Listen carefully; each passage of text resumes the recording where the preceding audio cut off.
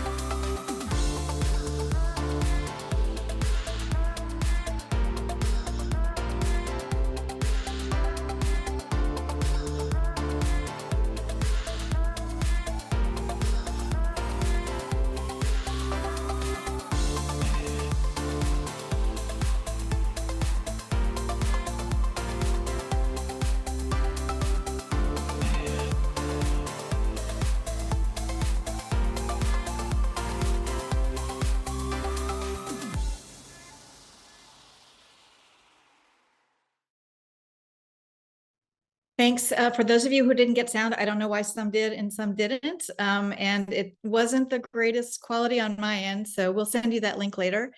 But the video really, I think you can see this, makes the point that many of the important things we're going to talk about today.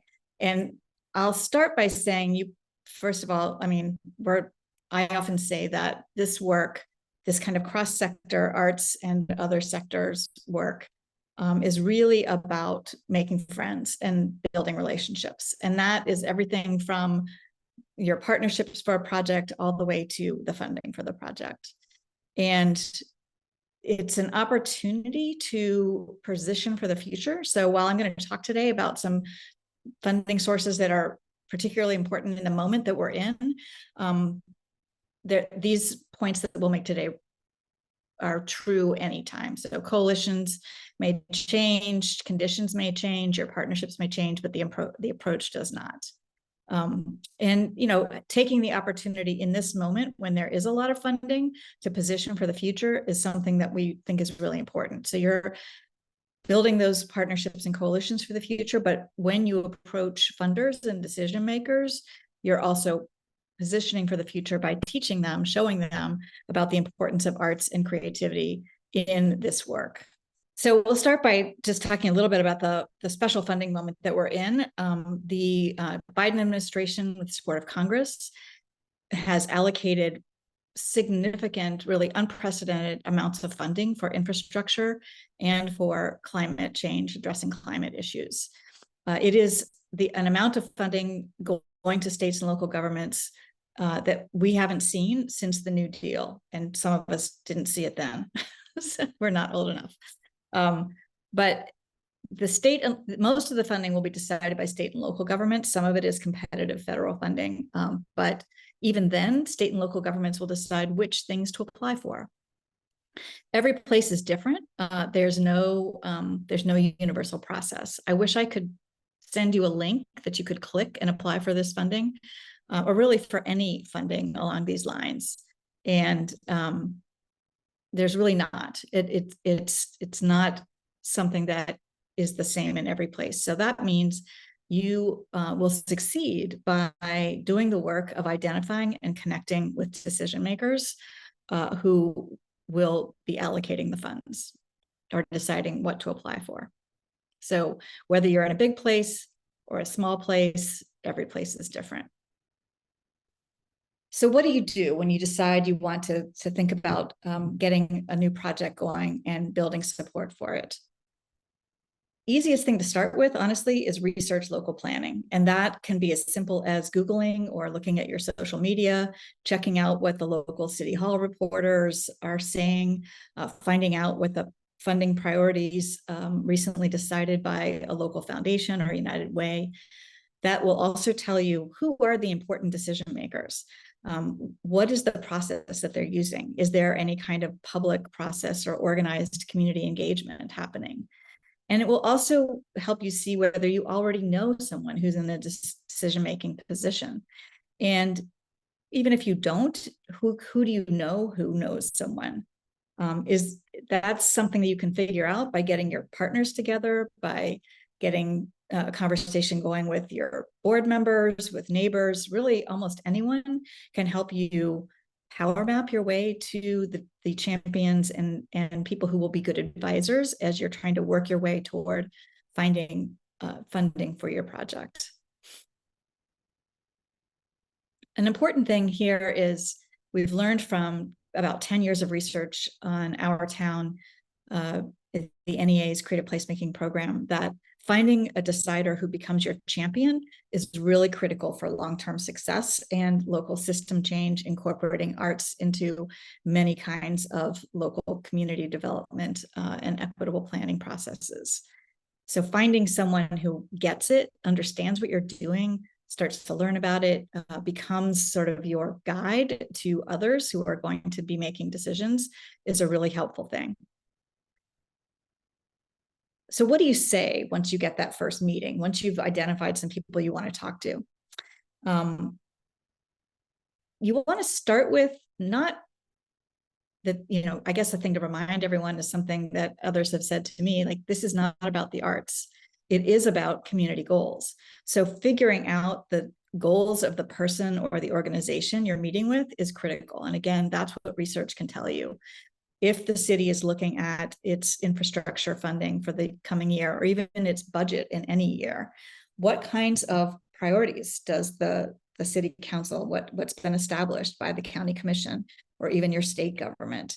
And then think about how your proposal can contribute to those goals. So you are there to tell them that you want to help.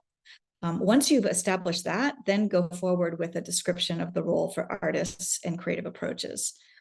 You're really creating an additive strength narrative. It's not a story about how they can help the arts. It's a story about how you can help them with their goals. Offering concrete examples is really important. So, for example, if the city is doing wants an equitable process and is thinking about how to do engagement, that's something that artists can do quite well, thinking about how to engage and get input from people who are not going to show up at a city hall meeting or even a meeting in their own neighborhood, but how to reach them.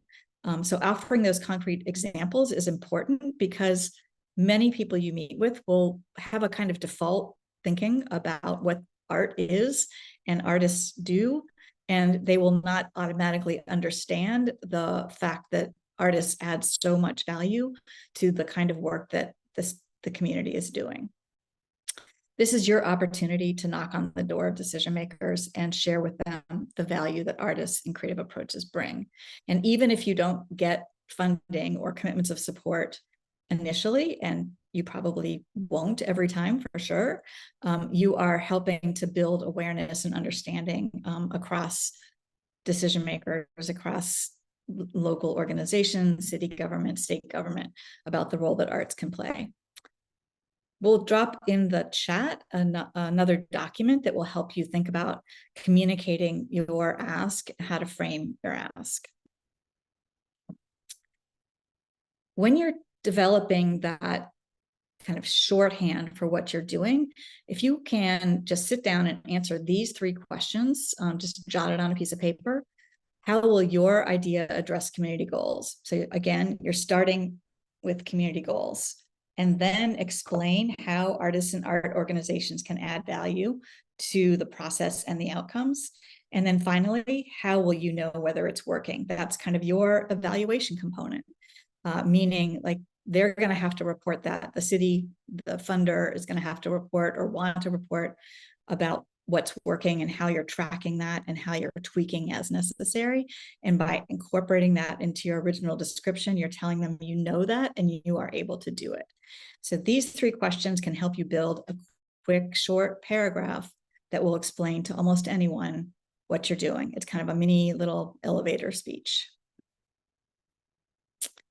So just to conclude, these moments right now, because there's so much funding, and in the future when funding sources will be different and maybe more localized, it's a chance to build awareness. And if you always think of it as, I'm here to, find new partners, to find supporters, to get someone who will tell me who else I can talk to, you're working your way toward people who will become your champions. You're creating new partnerships. And importantly, in all of this work, you're supporting the integration of art and artists and creative approaches in community and government work. And that is the way that we change systems. That's the way we change the way things work in our own communities. And that is what this is all about. And with that, I will turn it over to my colleague, Sarah Allan. Thanks, Margy.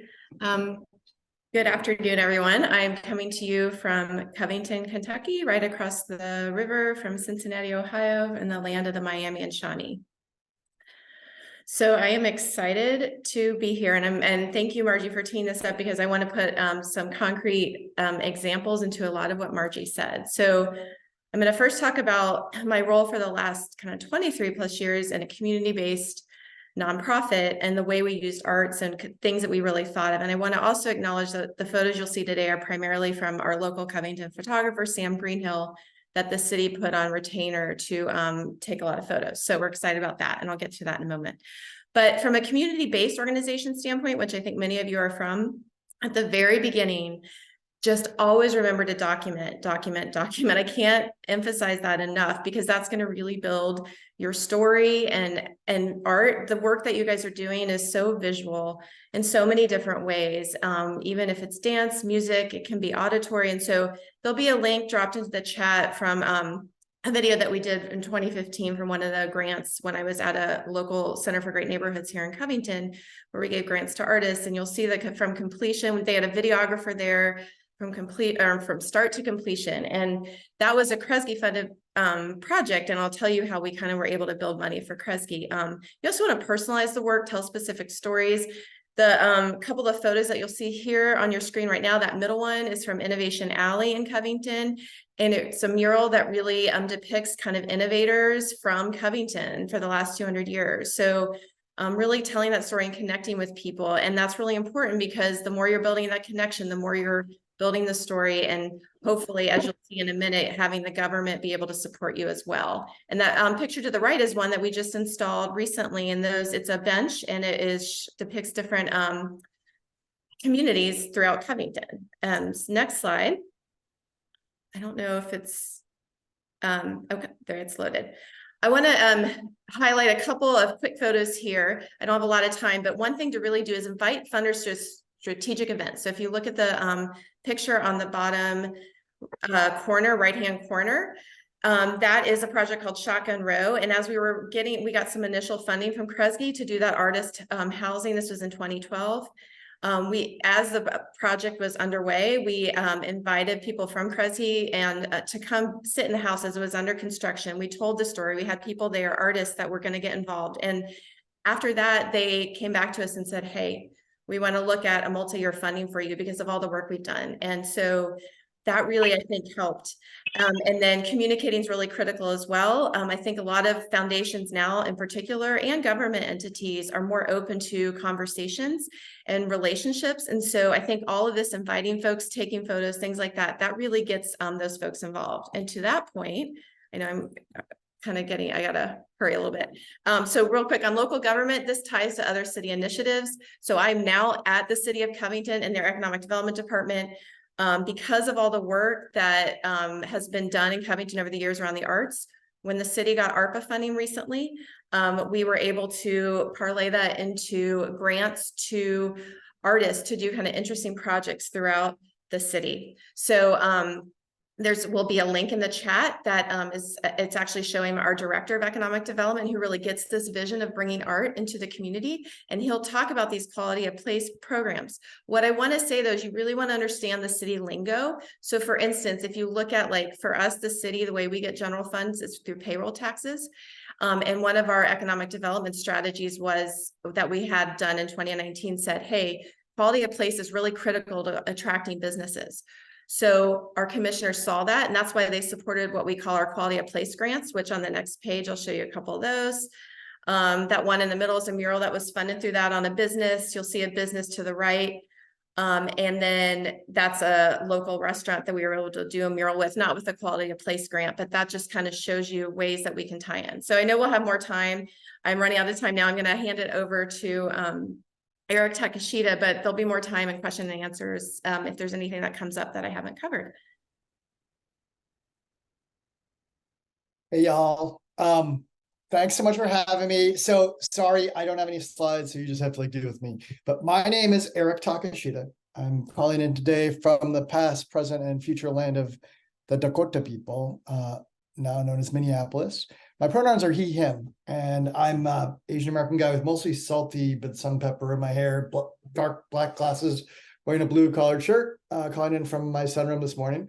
I identify first and foremost as a son, a grandson, a husband, a father, but I'm also here today in my capacity as the token funder on this panel. So I have worked for a number of different foundations and intermediaries, currently as co-director of the Culture and Community Power Building Fund. I've worked for local foundations in the Twin Cities. I've actually worked for LISC for many years as well. So I'm here to try to, I think, provide this funder perspective. And I guess, what I will say about that is, yeah, I don't know. If you met one funder, you've met one funder. So I'm going to share my perspective, not necessarily all funders' perspectives. And as Margie kind of said, I don't have a silver bullet and I don't have a magic wand. So I'm just going to share some stuff. And a lot of this may be just, stating the obvious. So I apologize in advance for if this feels rudimentary to folks. But I want to share 3 ideas today. One is about funders. One is about your project and your work. And then the third is just about different types of funding. So about funders, first and foremost, funders are just people, right? Put on their pants the same way, whatever, So I guess I don't like to be pitched at. I don't like to be sold stuff. And I as a funder, but as a person. And so I just want to encourage folks, as I think both Sarah and Margie said, just be in relationship with folks, right? And, in the famous words of Pitbull, it's this idea of you ask for money, you get advice. When you ask for advice, you get money twice. And so just to think about that, think about how you can be in relationship with folks, how you can kind of really understand them. And that's the second point I want to make about funders is that do your homework. It's already been said. Understand the lingo, understand their needs, understand their priorities, but be curious, right? Know what they're interested in, what they fund, what do they care about, what are they struggling with? Understand their language. It's all that stuff that's out there, like the annual reports and the webinars and the this and the that. It actually matters, and it can give you insight into what they're thinking about and how they're thinking. So I just want to encourage you, I think oftentimes in do-gooder work, we're so passionate about the thing that we're doing, right? It's this is the most important thing for my community, and we really have to do this, but we actually have to flip it a little bit on its head and say, hey, what matters to the investor? What matters to the funder? And how do I then kind of show them that part of it? So that's kind of just a few thoughts on funders, right? You've met one, learn who they are, understand them, ask for advice, not necessarily for money, don't pitch them. But on that second piece, the piece about kind of projects, right, is that there's kind of this, y'all probably heard this, but there's this story about the blindfolded people trying to describe the elephant, right? And one guy says, oh yeah, it's like a wall, or somebody says, oh no, it's like a fire hose, or what are you talking about? It's like a tree trunk or whatever. And I guess I want to suggest to you, oftentimes, many projects, they're like that elephant. And, funders are kind of like the blind people, right? And your job in many ways is to describe the part of the elephant that matters to the person you're talking to, right? So if you're talking to an economic development authority, talk to them about economic development. Don't necessarily talk to them about the educational components of this because you're engaging youth in this great way. Having said that, if you're talking to somebody that cares about education, then you should talk to them about that and maybe downplay the economic development part. It doesn't mean that all those components aren't critical to your project. It just means how you're framing it for that particular audience should be tailored to them. Which goes back to my first point, which is you need to actually know who they are and know what they care about and understand kind of the language they use. So that's a second. just kind of your project, how you think about it. And I guess I'm going to suggest that I personally don't feel that that's being disingenuous or inauthentic. It's just helping to understand like, hey, my project has many facets to it. And somebody's going to care way more about this part of it than maybe this other part. And how do I do the work of helping decode it and make it simple for them? So that's a little bit on projects. And the third thing I'll say, and then I'll kind of open up for discussion with my fellow colleagues, but is that, at least in my world, a dollar is a dollar is a dollar, right? So like, it doesn't matter whether it comes from government, from an individual, from a corporate donor, from a foundation donor. There's just, there's so many different sources of dollars out there. And so I just want to really encourage to think beyond, kind of think broadly about how we're thinking about getting dollars in the door, and recognizing that there's so many different types of funding out there and different sources, and that within those different entities, there's different types of money, right? So like within even like a foundation, they have grants, which we see oftentimes, we often think about the grant, but they also have dollars for sponsorships where they can sponsor events. You can get a contract with a foundation or, you know, a corporation to do a particular body of work that may be mission aligned.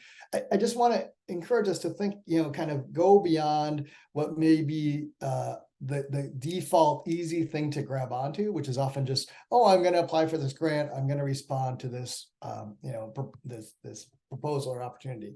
So just to say there's different sources, there's different types of funding.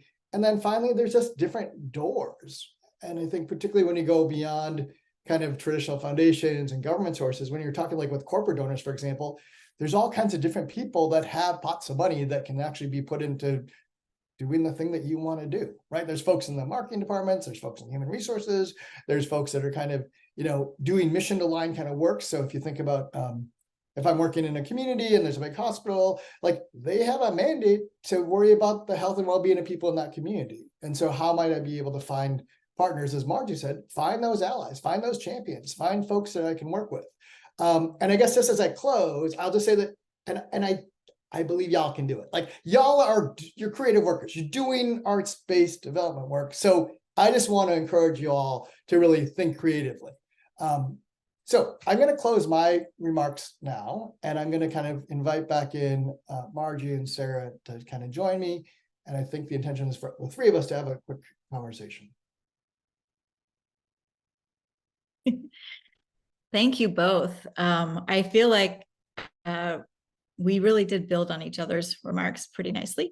I wanted to just take a moment to go back to my video, which I just put the link in the chat in case people didn't get to actually watch it, to say, I think some of what we're talking about is illustrated with that video. If you remember, it's lists all of the partners. It was a huge list of partners that put that bike ride together. And we also had 3 city council members leading the ride, and we noted that in our comments. So they were very involved in the planning of the event and engaged in thinking about how the ride itself would change the way people think about our public streets and the safety of people riding bikes in streets and how much fun it could be to do that, which was point of the ride. And then we also listed our funders. We had a number of different funders who came along and supported that work. And the video itself is the documentation that Sarah was talking about, you know, the way that we can, as we're doing a project, really capture, because, you know, 900 people were on that ride, but many, many, many more people can see it and can take away the message, the important message from the work. So, and can I just want to add to that, Margie? So that I think you mentioned was part of Blink, which is a big light and art show that happens every couple of years in Cincinnati, and it originally wasn't in Covington. It is, but then it did become in Covington. And part of that, I would say, is because of the documentation that was done. The city government saw what a tourist attraction it was, which means dollars, right? Like the city's caring about those tourist dollars. And so then the second time they did it, it did come over to Covington. And then we just had a third iteration of it. It was in Covington as well. And so that's just a great example of kind of even Margie's documentation and others who were documenting Blink really helped build that story and that case for our city government to come in as a sponsor for it to come to our side of the river. That's great. Thanks, Sarah. Hey, Margie, can I comment on something? Can I circle back to something you said about the kind of unprecedented nature of the moment in Biden administration, right? Which I totally agree with. But I'm also wondering, could you just speak a little bit to like a couple things? One is sometimes folks are not like even an organization, right? So they're just like an artist or whatever, or like I'm a group of community folks, I want to do a project. So thing one, and so I'm not even incorporated, but even if I am incorporated, sometimes to like take down dollars, particularly federal money, can be wicked hard. I mean, no offense to Ben and the folks at the NEA, but like grants.gov and right? And much less trying to go like through, get money out of Justice or DOT or somebody else, right? It can be wicked hard. And even if I'm going through my local partner, right, a state or a local partner, I oftentimes need to have certain things in place. So I'm just wondering, could you speak maybe a little more to like, how might I do that as either an unincorporated group or like a small nonprofit?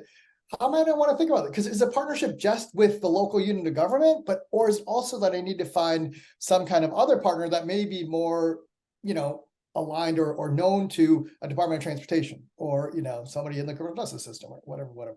Could you just maybe speak to that and how I translate that wonderful federal resource down to like the local?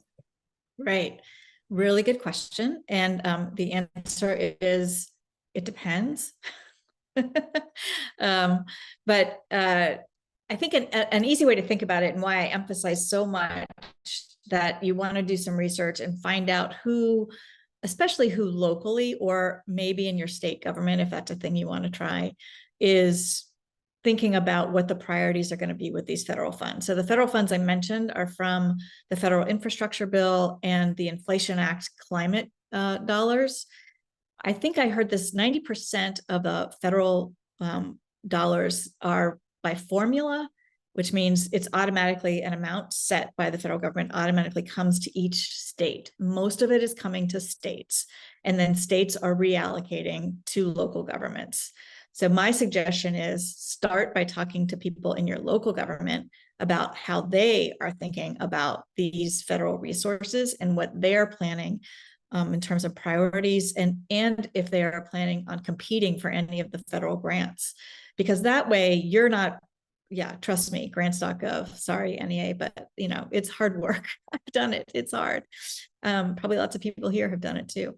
And DOT or, some Department of Transportation or some other federal agency would be a completely new thing for someone like me, because I've never had to apply to that.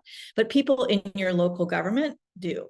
And I can tell you, because I just did this yesterday with some folks from Cincinnati, we contacted a friend, someone we knew in the city's Department of Transportation, not necessarily somebody we thought would know everything or would know exactly what the city was thinking and had done, or would know outside of her own purview within the agency what was happening, but to get her perspective on what she thinks would make sense as how we should approach others within the city and who would be good people to approach first.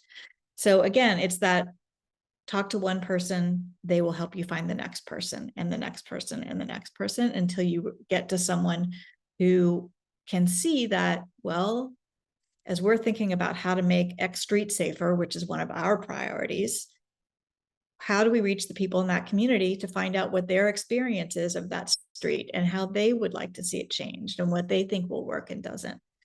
Artists and arts organizations, individual artists working with organizations can help do that. And that's what you would be approaching them about. So yes, I wouldn't expect that individuals or small nonprofits would be applying directly to DOT, generally speaking. I would like to hear, though, on that point, Erik might know, or Margie, I know there's some municipalities that have actually brought artists on board onto staff. And so they'll sit in on like these like Department of Transportation projects and talk about how they can bring design and kind of artists into the mix. Erik, I don't know if you have any experience with that. And I know St. Paul or Minneapolis have brought on, and it's been a while that they've had that. If you have any comments on that. Sir, I can, but I mean, Ben's on the call. He'd probably be in a better position to talk about some of the work from his previous position. But yeah, I mean, I think that certainly is a piece where you can bring artists in. I guess I think for me, Sarah, it's also though like that whole thing. Margie, what you said, I want to pick up on is that, and even to respond to some of the comments in the chat, from my point of view, it's great to go research what opportunities are out there and to try to understand what things we can respond to and and obviously that's part of the work. But what I also heard you say, Margy, is like, how do we be kind of proactive about this? How do we figure out like, hey, here's a thing that I'm interested in that I want to do. Who are potential partners that I could work with, right? Whether that's kind of community-based partners or then public partners and funding partners. And I think there's something for me about this thing around like, I think, all right, whatever. This is just my perspective, right? So, but it's to say that for those of us in the 501c3 industrial complex that are asking for money, I think we've become so accustomed to like going around begging on our knees saying, oh, please, please, can I have this little dollars and cents? And it's like, no, I have something to offer. I have something that you want, right? So like as a foundation person, like foundations only get their work done because of the work that's being done on the ground. Like I can't create the change I want to create in the world as a foundation, but for my community-based partners that are on the ground actually doing the work. And so I think there's a certain level, we don't want to be arrogant about it, but I do think we need to like get up off our knees and stop begging and start being proactive and say, hey, here's what we're seeing as the needs of the community. And let's go figure out who can help us. And let's offer, as you said, Margy, this is a value proposition. I'm creating I'm helping you to achieve the outcomes you are wanting to achieve, right? As a government, as a foundation, as a corporation. And so how do we build more reciprocal relationships, right? That are grounded in mutuality. So sorry, Sarah, that wasn't a response to your question necessarily, but I think, but Ben's online, so he can add on the artist thing. Well, let's bring Ben in to join us. I can see we have a lot of questions in the chat and maybe he can help us sort through those. Hi, everyone. Since I was called out, I magically appear. Amazing how that works. I can quickly answer this question. I think it is an interesting topic. We probably don't have time to get into in a lot of detail. And that's about the different kinds of relationships between asking for a grant and getting funding for a project versus thinking about one's own career and joining a staff potentially. And that's something you could do with the same person, and definitely an interesting, different way to develop a relationship. Sometimes someone can't give you a grant to run a project, but maybe could hire you onto a team. So we're thinking about that different dynamic as it comes to artists in residence and other kinds of dynamics of artists working within agencies. There are lots of questions coming in. I will start with one that I saw. It's an interesting one, and it is about the appropriateness of how a grantee might, whether they should or should not, and then if so, how they should go about doing this, but how a grantee should push back on the funder's requirements if they feel like they're perhaps inequitable or overburdensome. Is there ever an appropriate time for a grantee to do that? That's yours, Eric. Gee, thanks. As the token funder on the panel. I think, where do I start? Yeah, absolutely. Right. Funders are unreasonable, whatever. I'm a funder. I get it. And I think that we're moving towards it. But again, I think that's where it goes back into this idea of reciprocal relationships, right? And really like to be able to push back on somebody, you have to deliver first. So if you're a good partner, if you're getting in your report on time, if your financial stuff is clean, if you're adding value, if you're helping them to achieve their missions, it's way easier for you to push back. Right? If you're not doing your stuff, you just appear like you're being whiny. So I guess I would suggest that, number one, you got to take care of your own business. Number two is that you have to be in that relationship with folks, right? You need to be able to have that sense of mutuality and that you're in it together. And number three is like, and you're not going to be able to do it with everybody, right? Particularly within government systems. Like government systems are set up with their bureaucracies, like literally. And so so then it's about having compassion, right? Because those human beings don't necessarily want to make you go through all those hoops, but like that's their job. They got to make sure you get in all those stupid forms and all the things and this and that and So help them, just do it for them and like be their partner and be a good friend. So I guess that's my immediate reaction. That's great. A couple I'll try to combine into one. The question about rural communities and not having access to some of the foundations like those that you, Eric, have worked for and other of us have worked for that aren't present in tiny places. How would you go about finding funding if you were in that kind of community? I used to work at United Way, and United Way is almost everywhere. And so that's always an option. I mean, they're definitely doing community impact work through United Ways and not necessarily ever having funded the arts in the past. So presenting them with new ways, as we've all been saying, to help them meet their community impact goals is one way. Also, this federal funding is going everywhere.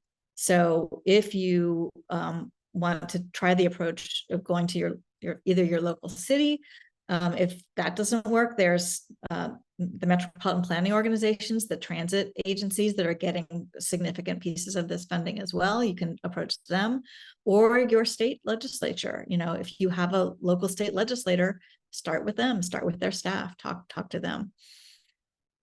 Just others' ideas. Those are some of mine. Well, and to that point, like building that case, because to Margy's point, there is a lot of money that's going out through these federal kind of governments, especially like in rural. It's building that case again, is there is a lot of data online showing kind of how the arts can be a strong force in your community for kind of, you know, quality of place, drawing people to your community, which a lot of times in government, that's especially, I'm not from a rural area, but I know a lot of times it's looking at population growth and how do you maybe attract people to your community or build those businesses. So there is a lot of data, multiple studies online that show that. So just to think about that too, to help build your case. Yes to all that. And I'll just add, there is something in the chat about USDA. And I just think USDA, particularly rural development, right? I mean, part of it is like, again, it goes back to like building the relationships, understanding what people want to do. But like USDA rural development is charged with rural development. And part of it is going to be around arts and culture. And again, like, how do we frame our work, going back to my elephant thing, how do we frame our work around the objectives of the funder? So I think that's another great opportunity. There was also a question in the chat, Ben, sorry to step on you here, but like around local arts agencies, right? And I think that to Margy's point, there's lots of state and local agencies to know about, right? That are charged with having worked at a local arts agency that worked in rural places. Like our biggest thing is we never had enough applicants, right? Like we never had enough applicants from rural places. And so it's like, we were always funding the urban places because we didn't have applicants. So part of it is like, just know who's out there and like, go find the money.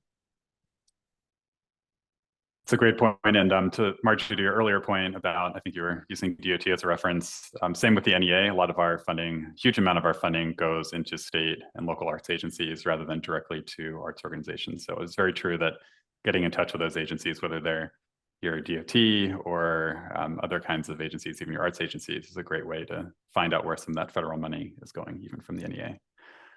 There's a pretty relevant question for the Art Town world, which is for those people who are in places where their local government is so understaffed that they're not really in a position to be a strong partner. How do you suggest they go about doing that, especially if they're required to have a local partner to be part of a project? I think there's often an assumption that the power dynamics work, that the arts organization is perhaps here and then local government and so on and so forth goes up. But certainly in some smaller places that perhaps is not always the case, with staffing issues being what they are these days. I can speak from current experience where I was working at the Center for Great Neighborhoods, wrote an Our Town grant in partnership with the city of Covington. And then I moved over to the city of Covington. So now I'm from that end. And I would say that relationship from my personal experience was that at the center, we were really taking the lead. Like we wrote the majority of the grant. The city did give some data, things like that, but we really took that lead, helped shape the project and put in the application. And so I think that's very possible if like you as a staff, as a local kind of arts organization has that capacity. I think the city typically, like if you need data, things like that, even if they're short staffed, they typically have some access to some kind of data. So I think they could be helpful in that way. But like I said, my experience is you can really help take that lead. And I think sometimes that's really appreciated, especially in a place that is short staffed. Yeah, I can say similar experience with writing a grant to the NEA. I don't know that I could do that for a grant to DOT. But again, you know, realize like wherever you are, you're actually in multiple governments. So you have a city or a township government, but you also probably have a county government. And you have, for DOT, you have the metropolitan planning organizations, the MPOs. And then, you know, your state legislature. So there are lots of places to look if the first place you go doesn't seem to fit.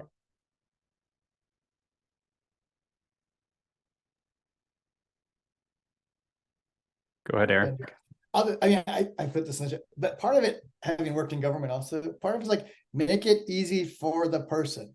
Like, if you do, somebody said to me, if you do 80% of somebody's work, then it's going to go to the top of their pile and they'll push it across the finish line, right? As opposed to I just make it easy for them, understand their problem and make it easy for them. And I want to acknowledge, and somebody put in the chat, like, but we're already overworked. And, yep, I totally get that. I mean, I'm not saying this is easy, but like, that's my response.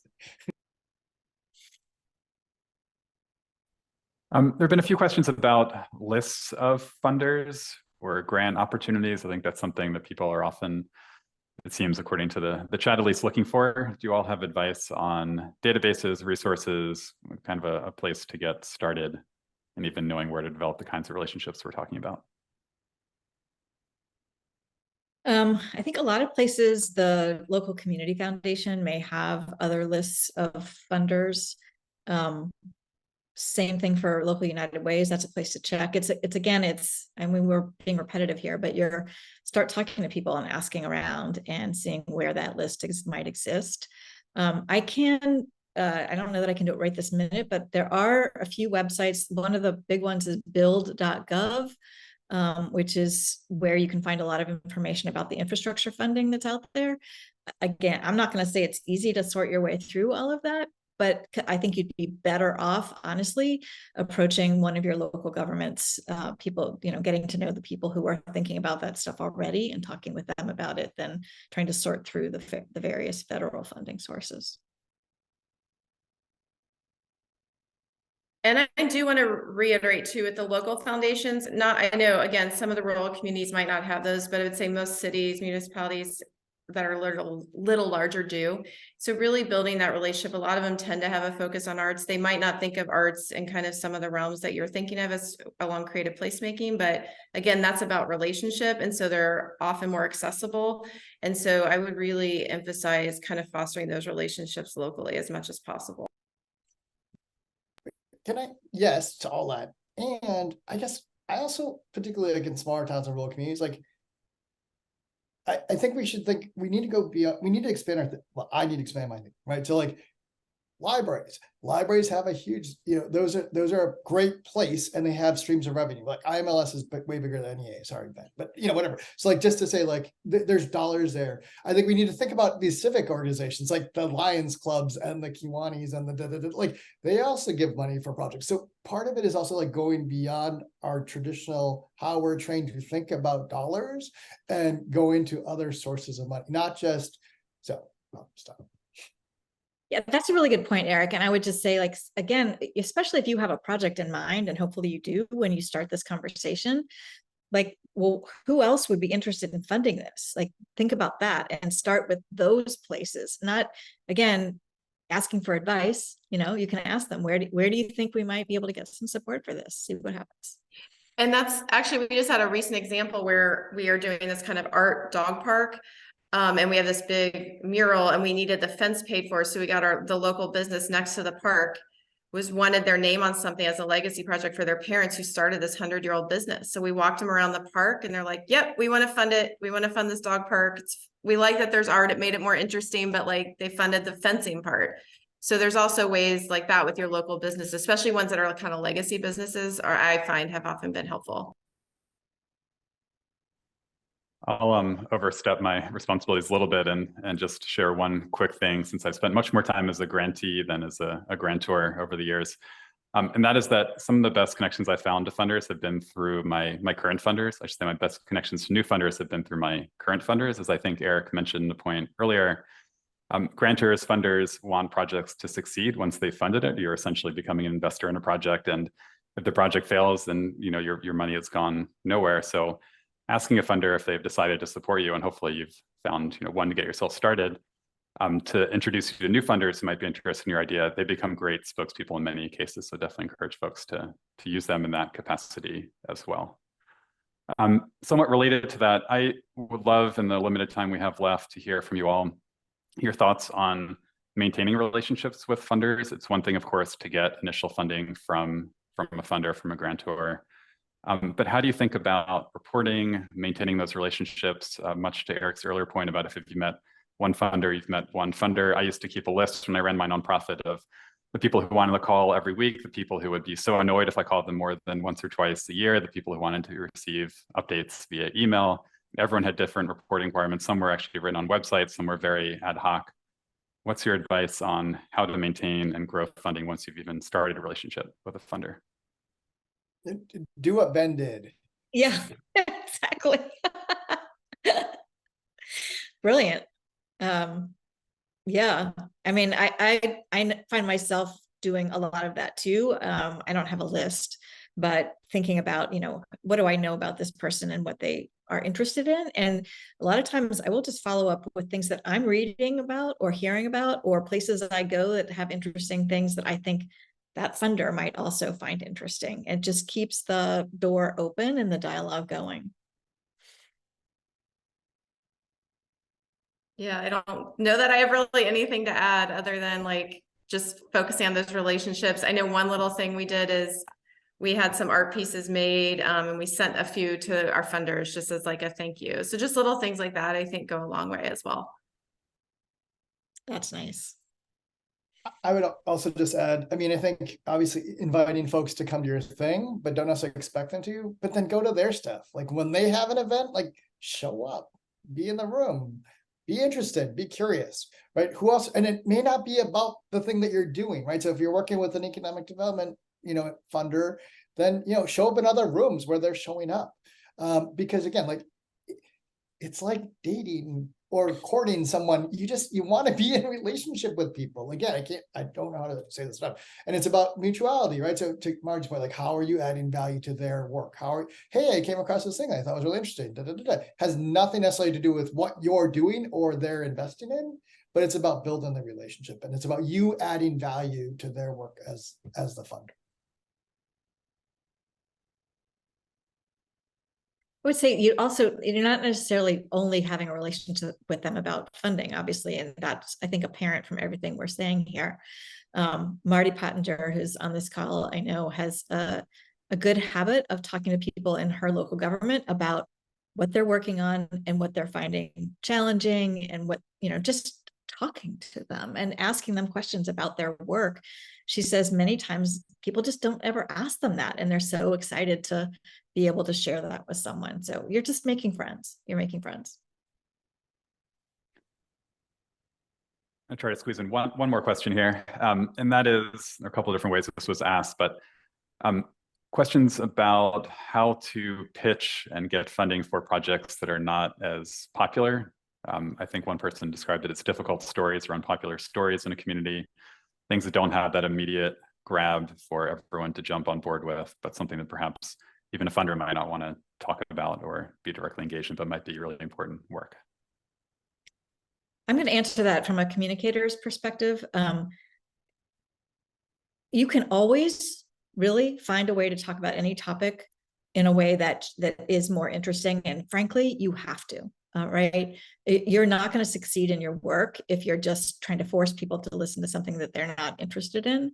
So again, you've got to find a way to tell your story in a way that is interesting to the people you're talking to and appealing to them. So it may be challenging, but I spent a lot of my life working on communicating some of these ideas about things that people don't like talking about or are bored talking about. You can do it.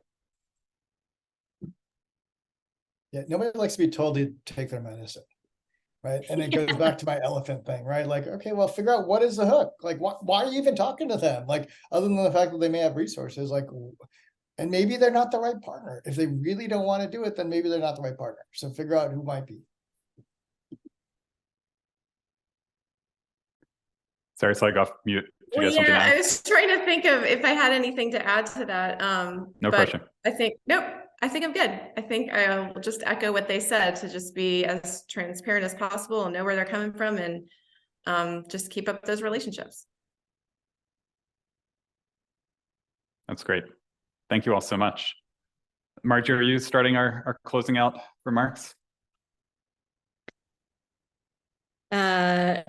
I guess I am. It's pretty simple, which is just to say thank you to our lovely panel and to Ben for stepping in. It's wonderful to have you join us on the panel. And to everybody, we have a big team who puts these things together, and all of you for showing up and sharing so much in the chat. It looks amazing. And we will be sending out follow-up information and the video to everyone who registered. Thank you all for being here. Thanks, everybody.